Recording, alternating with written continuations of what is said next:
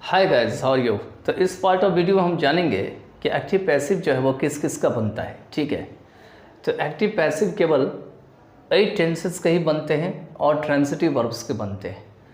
अब 8 टेंसेस में किस किसके बनते हैं तो किसके नहीं बनते हैं, अगर हम ये लिख दें तो जो बचे हुए हैं उसके इसका मतलब उसके बनते हैं। तो देखिए किस किस के नहीं बनते।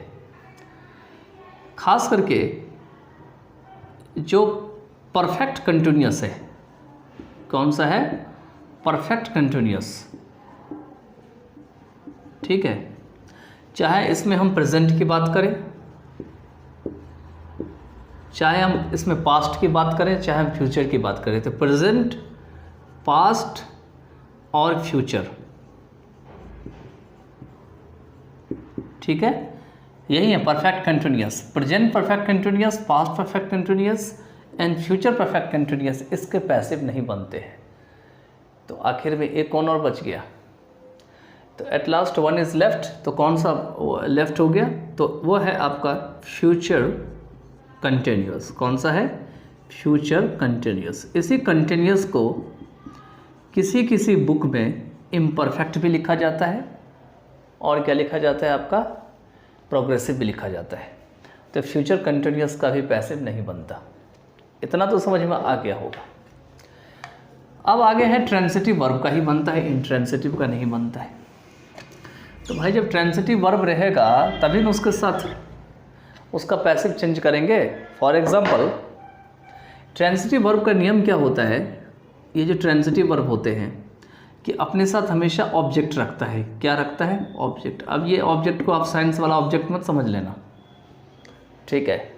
ऑब्जेक्ट कुछ भी हो सकता है, living thing, non living thing, कुछ भी हो सकता है, ठीक है। फॉर एग्जांपल अगर हम लिखते हैं रीड ए बुक, इसका मतलब यहाँ पर मैं अभी रीड क्या है? ये ट्रांजिटिव वर्ब है। क्यों है ट्रांजिटिव वर्ब?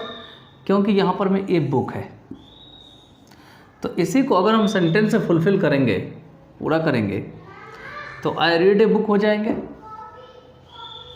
तो आई रीड ए बुक, अब यहाँ पे रीड ट्रांजिटिव है, तो क्या ये अभी इसका पैसिव बनेगा? बिल्कुल बनेगा। इसका सीधा बनेगा, मैंने बनाया था पीछे में, a book is read by मी।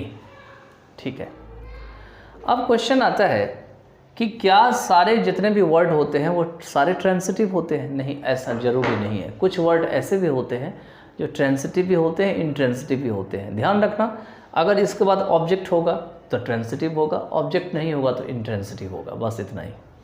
अगर मैं इसमें से ये बुक को मिटा दूं तो अब वही रीड क्या बन गया? इंट्रांजिटिव बन गया, क्योंकि इसके पास ऑब्जेक्ट नहीं है। ठीक है, बस सिंपल है। बाकी ऑब्जेक्ट को पकड़ने का बहुत सारा तरीका है, लेकिन बहुत old definitions, they are very old and they are very traditional.